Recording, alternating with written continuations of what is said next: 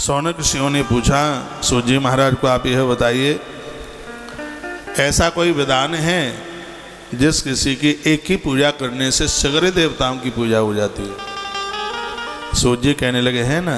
कहा क्या है? कहा वो भगवान के शिवलिंग की पूजा करने से सभी देवता प्रसन्न हो जाते हैं। लेकिन इसका अर्थ यह नहीं है कि और देवताओं को आप घर पर ना रखें। हाँ, ये जरूर है, जैसे आपको सुबह भोर में जल्दी रेल पकड़नी हो या हवाई जहाज पकड़ना हो, और आपके मंदिर में 25 देवता हैं, जैसे हमारे मंदिर में 21 देवता बैठे हैं, 9 सिंहासन लगे हैं, बड़े बड़े 9 सिंहासन में 21 देव बैठे हैं, और हमें 3-4 घंटा लग जाता है सुबह रोजाना। आपके पास टाइम है कम, आपको रेल पकड़नी है, एयरपोर्ट पर जाना है, और सुबह समय कम है, तो फिर क्या करें? तो उसमें वर्णन किया गया कि एक लुटिया पानी लेके भर के महादेव की पिंडी के ऊपर चढ़ा दो, सगरे देवता नहा लिए, समझ लो। तो आपका नियम, फिर घर में जो कोई है उसको बोल दो, भैया थोड़ा भगवान को नहला देना, पूजा पाठ कर देना, तुम्हारा नियम पूरा हो जाएगा, सिर्फ एक शंकर जी के ऊपर जल चढ़ाने से। अब उसी के ऊपर इतनी बड़ी अद्भुत कथा का वर्णन किया है, वो आप सुन लें। वर्णन है कि प्रदोष के समय में जितने देवता हैं वो भगवान शिवलिंग, भगवान महादेव की पिंडी में वास करते हैं। 3 देवता तो शंकर जी के शिवलिंग में समाये हुए हैं। उसमें वर्णन किया गया है, क्या वर्णन किया है कि जो नीचे जड़ में है, जो ब्रह्मा जी का जो नीचे का भाग है उसमें ब्रह्मा जी है, पिंडी का जो सबसे नीचे का भाग है वहाँ ब्रह्मा जी बैठे हैं मूल भाग में, मध्य में भगवान नारायण बैठे हुए हैं, और सबके ऊपर भगवान रुद्र बैठे हुए हैं। जो भगवान शंकर जी के ऊपर चंदन लगाते हैं सिर के ऊपर, वो मौत को जीत लेते हैं। जो मध्य में चंदन लगाते हैं भगवान शिव को ठीक बीचा बीच में, वो कुबेर की तरह धनवान हो जाते हैं। और जो उसके मूल भाग में बेलपत्र चढ़ाते हैं, पूजन करते हैं, वो विधाता ब्रह्मा की तरह विद्वान हो जाते हैं। इसलिए समझदार व्यक्ति को पिंडी के तीनों भागों में पूजन करना चाहिए। एक बार फिर बोलूं ये बात, पिंडी के मूल भाग में नीचे ब्रह्मा का वास है, मध्य में नारायण का वास है, और सबसे ऊपर रुद्र का। आप मुझे कभी भी भगवान शंकर को पूजते हुए देखें तो मैं चंदन तीनों जगह लगाता हूँ, नीचे भी, मध्य में भी और ऊपर भी। ऊपर ओम बनाता हूँ, ऊपर पिंडी के बिल्कुल ऊपर ओम बनाता हूँ, मध्य में चंदन, नीचे उसमें अरोली लगाता हूँ। वेदाता ब्रह्मा जी मूल भाग में है, नारायण मध्य में है, और भगवान रुद्रदेव ऊपर हैं। जो मूल भाग में भगवान महादेव की पूजा करते हैं, मूल में नीचे, वो लोग विद्वान हो जाते हैं। मध्य में पूजन करते हैं, वो कुबेर की तरह धनवान हो जाते हैं। और जो पिंडी के ऊपर के भाग पर पूजन करते हैं, वह लोग अपनी मौत को जीत लेते हैं। ऐसे भगवान महादेव हैं, ऐसे भगवान शंकर। ये देख रहे हैं आप, ये अभी चंदन लगाएंगे, देख लेना, ऊपर भी जरूर लगाएंगे उसको। ये नीचे तक देख लो, नीचे भी देखो, ऊपर ओम बना दिया, देख तो लो, एक बार फिर दिखाओ। हाँ, नहीं तो ये कहेंगे आप कथा के भटाएं, देखो ये अचानक दिखने को मिल रहा है। ये नहीं है कि बस यहाँ से आपको बताने के लिए, इन सब चीज़ों को हम ग्राह्य, हम खुद अपने लिए भी इसको, इस नियम के ऊपर, इस कानून के ऊपर खुद चलता है। देखना अभी चंदन कहाँ कहाँ लग रहा है। जल्दी लगा भाई।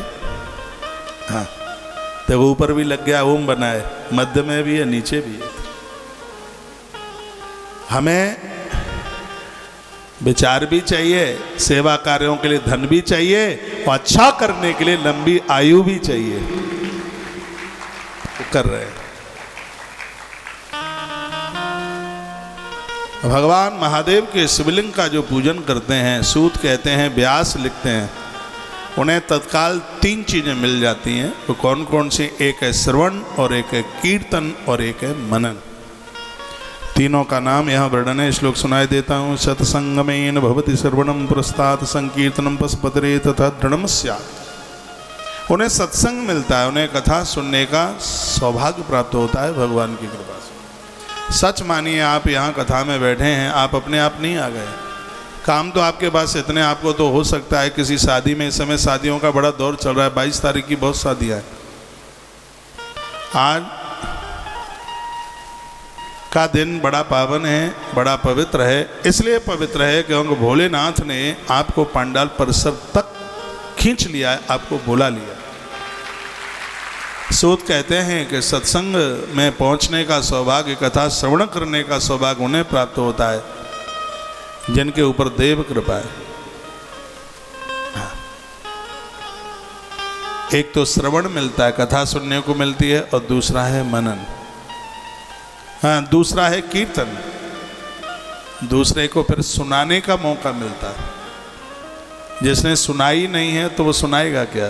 पहली घटना है सुनिए, दूसरी घटना है फिर लोगों को सुनाइए, फिर एक तीसरी घटना और है, उस कथा को अपने जीवन में भी उतारिए, उसको मनन कहते हैं।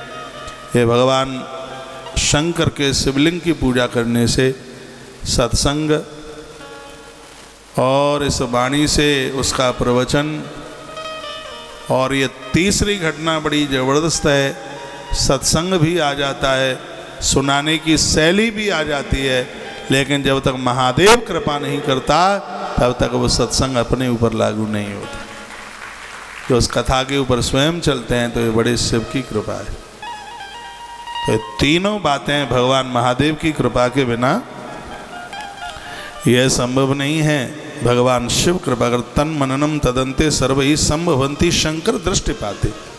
जो शिव जी कृपा करेंगे, उनकी दृष्टि हमारे ऊपर होगी, तभी ये तीनों चीज़ें हमारे जीवन में चल कर के आवेंगी। तीनों बड़ी अद्भुत हैं, श्रवण, कीर्तन और मनन। आज बड़ी बड़ी बातें, बहुत बातें कही गई हैं, उन बहुत बातों में 3 बातें भी ध्यान रखिएगा। भगवान की आराधना साधना पूजा आप करते हैं, इसका ही परिणाम है कि आपको सत्संग, आपको कथा सुनने का सौभाग्य प्राप्त हो रहा है। और आप में से बहुत श्रोता हैं जो सुनते हैं, अपनों को, सहेली को, मित्र बांधवों को सुनाते हैं, आज महाराज ने ये कहा था, आज महाराज ने कहा था, आज महाराज ने ये कहा था। कीर्तन, नवदा भक्ति में से भक्ति है कीर्तन, सुनाना। अपने बच्चों को, बहुओं को, परिवार पियर सुनाते रहिए, ये शिव की कृपा से होता। तीसरा, जो सुना है उसको अपने ऊपर भी उतारिए। ये शिव की आराधना करने से देवताओं के, उससे पुराने इसलिए शिव आराधना लिखा है, नहीं तो जिसको आप इष्ट, जिसको आपने अपना भगवान मान लिया है, उसकी आप पूजा करते हैं, तो उसकी पूजा करने से स्वतः ही ये तीनों चीज़ें मिल जाती हैं। जैसे दिया जलाने पर प्रकाश मांगना नहीं पड़ता, प्रकाश अपने आप मिल ही जाता है। आंखें खोलने पर प्रकाश मांगना नहीं पड़ता, उजाला दिखाई देता है आंख खोलने पर। उसी प्रकार से भगवान को पूजने से श्रवण, कीर्तन और मनन, ये तीनों संपदाएं मिल जाती हैं, प्राप्त हो जाती हैं।